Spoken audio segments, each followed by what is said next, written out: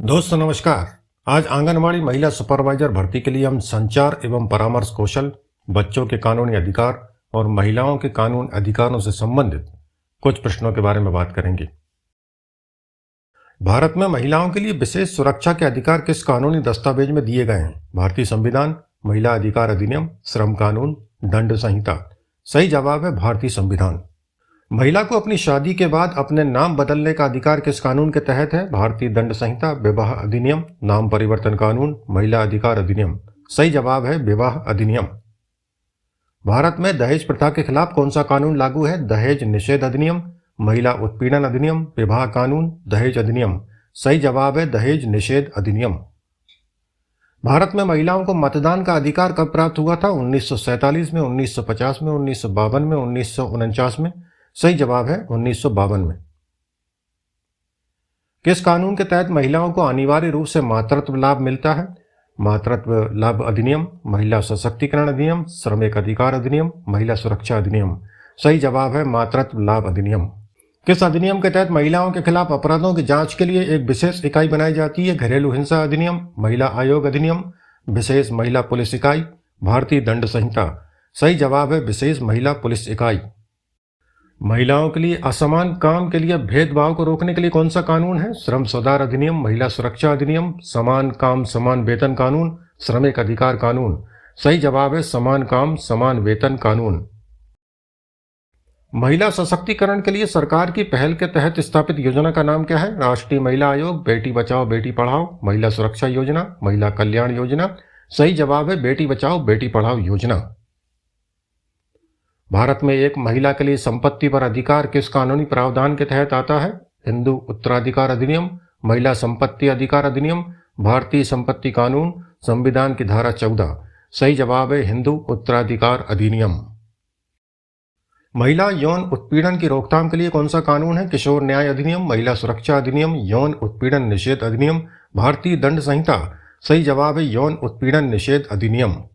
भारत में महिलाओं के लिए मातृत्व छुट्टी कितने दिन की है? 45 दिन, 90 दिन, 180 दिन, 26 सप्ताह या 182 दिन। सही जवाब है 26 सप्ताह 182 दिन। किशोरियों को बाल विवाह से बचाने के लिए कौन सा कानून है? बाल विवाह प्रतिबंध अधिनियम, महिला सशक्तिकरण अधिनियम, बालक सुरक्षा अधिनियम, बाल अधिकार कानून। सही जवाब है बाल विवाह प्रतिबंध अधिनियम। महिलाओं को प्रजनन स्वास्थ्य सेवाएं सुनिश्चित करने वाला कानून क्या है? मातृत्व लाभ अधिनियम, महिला प्रजनन कानून, समानता अधिनियम, जनसंख्या नियंत्रण अधिनियम। सही जवाब है मातृत्व लाभ अधिनियम। महिला और पुरुषों के लिए समान कार्य के लिए समान वेतन देने का अधिकार किस कानून के तहत आता है? समान वेतन अधिनियम 1976, महिला सशक्तिकरण अधिनियम, श्रमिक अधिकार अधिनियम, भारतीय दंड संहिता। सही जवाब है समान वेतन अधिनियम 1976। किस अधिनियम में बच्चों के अधिकारों के उल्लंघन पर सजा का प्रावधान किया गया है? किशोर न्याय अधिनियम, पॉक्सो अधिनियम, बाल श्रम प्रतिबंध अधिनियम। सभी। सही जवाब है सभी। संविधान के अनुच्छेद 21 में बच्चों को कौन सा अधिकार दिया गया है? शिक्षा का अधिकार, जीवन और व्यक्तिगत स्वतंत्रता का अधिकार, स्वास्थ्य का अधिकार, संपत्ति का अधिकार। सही जवाब है जीवन और व्यक्तिगत स्वतंत्रता का अधिकार। भारत में किस अधिनियम के अंतर्गत बच्चों को अपने माता पिता से दूर रहने पर देखभाल और संरक्षण प्रदान किया जाता है? किशोर न्याय अधिनियम, बाल संरक्षण अधिनियम, बाल विवाह निषेध अधिनियम। दोनों, ए और बी। सही जवाब है दोनों, ए और बी। किस अधिनियम के तहत बच्चों के स्वास्थ्य को प्राथमिकता दी जाती है? बाल स्वास्थ्य संरक्षण अधिनियम, राष्ट्रीय स्वास्थ्य नीति, किशोर न्याय अधिनियम। सभी।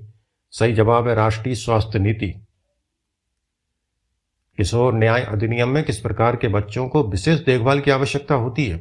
मानसिक रूप से कमजोर बच्चे, कुपोषित बच्चे, यौन शोषण का शिकार बच्चे। सभी। सही जवाब है सभी।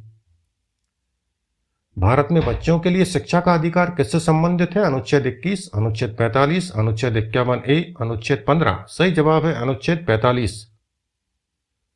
किसे बाल मजदूरी कहा जाता है? बच्चों को स्कूल में भेजना, बच्चों से शारीरिक श्रम कराना, बच्चों को खेलकूद में शामिल करना, बच्चों को किताबें पढ़ाना। सही जवाब है बच्चों से शारीरिक श्रम कराना। किसी बच्चे को यौन शोषण से बचाने के लिए कौन सा अधिनियम लागू किया गया है? पॉक्सो अधिनियम, किशोर न्याय अधिनियम, बाल संरक्षण अधिनियम, महिला सुरक्षा अधिनियम। सही जवाब है पॉक्सो अधिनियम। किस संगठन ने 1989 में बच्चों के अधिकारों की घोषणा की थी? यूएनओ, यूनिसेफ, मानवाधिकार आयोग, विश्व स्वास्थ्य संगठन। सही जवाब है यूनिसेफ।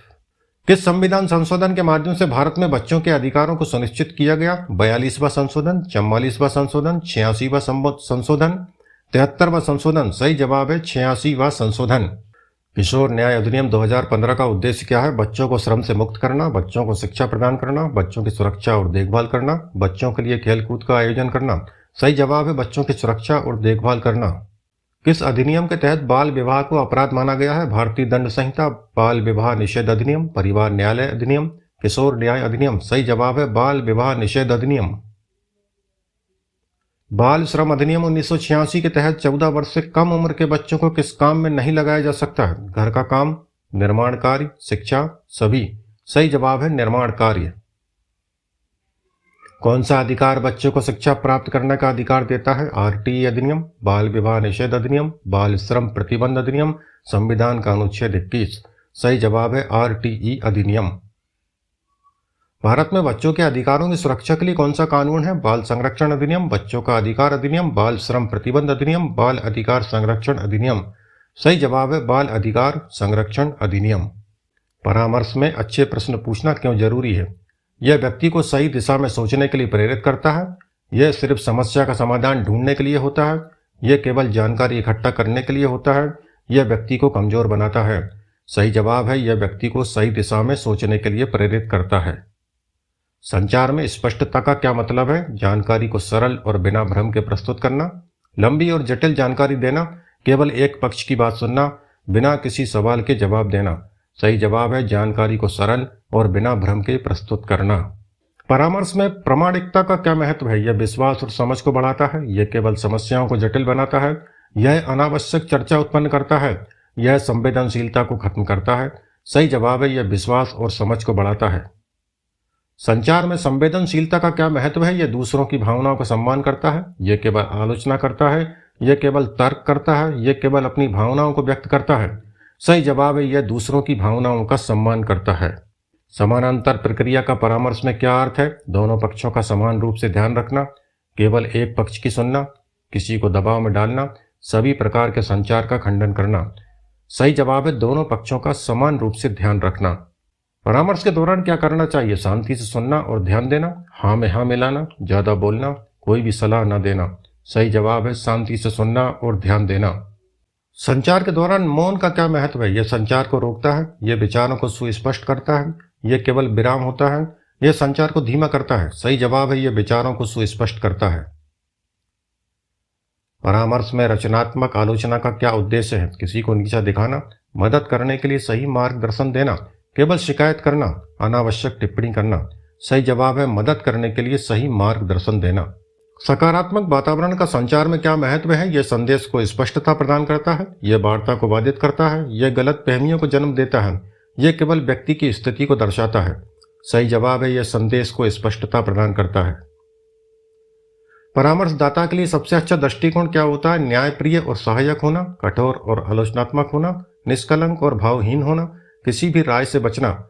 सही जवाब है न्यायप्रिय और सहायक होना। परामर्श का उद्देश्य क्या है? व्यक्ति को अपनी समस्याओं का समाधान ढूंढने में मदद करना, व्यक्ति को सलाह देना, व्यक्तिगत जानकारी एकत्र करना, केवल मानसिक स्थिति का मूल्यांकन करना। सही जवाब है व्यक्ति को अपनी समस्याओं का समाधान ढूंढने में मदद करना। संचार में बॉडी लैंग्वेज का क्या मतलब है? हाथ से लिखना, शरीर के इशारे और मुद्रा, आंखों से संपर्क, उपर्युक्त सभी। सही जवाब है शरीर के इशारे और मुद्रा। संचार में असफलता का कारण क्या हो सकता है? स्पष्टता की कमी, उच्चारण में त्रुटियां, समय का अभाव, उपर्युक्त सभी। सही जवाब है उपर्युक्त सभी। संचार का प्रमुख उद्देश्य क्या है? सूचना का आदान प्रदान, मित्रता बढ़ाना, समय बचाना, केवल विज्ञापन देना। सही जवाब है सूचना का आदान प्रदान करना। तो दोस्तों आज हमने आंगनबाड़ी महिला सुपरवाइजर परीक्षा के लिए संचार एवं परामर्श कौशल, बच्चों के कानूनी अधिकार और महिलाओं के कानूनी अधिकार से संबंधित कुछ प्रश्नों पर बातचीत की, जो कि आपके लिए आने वाली परीक्षा में अत्यंत उपयोगी सिद्ध होंगे। मिलते हैं अगले वीडियो में, तब तक के लिए नमस्कार।